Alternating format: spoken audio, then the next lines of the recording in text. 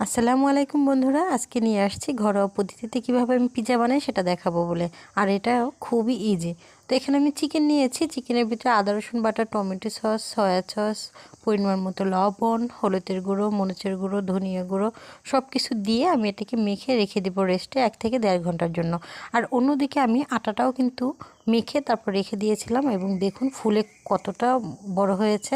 এবং এখানে আমি 2টা পিৎজা বানাবো, যার কারণে আমি এখানে ফ্রাই প্যানে বানাবো। ফ্রাই প্যানে তেল ব্রাশ করে নিয়েছি এবং আটার যে রুটিটা এটা এভাবে করে দিয়ে সুন্দর করে কাঁটা চামচ দিয়ে ছিদ্র করে নিয়েছি। তারপর টমেটো সস, অর্গানিক পাউডার এটা দিলেও হয়, না দিলেও হয়।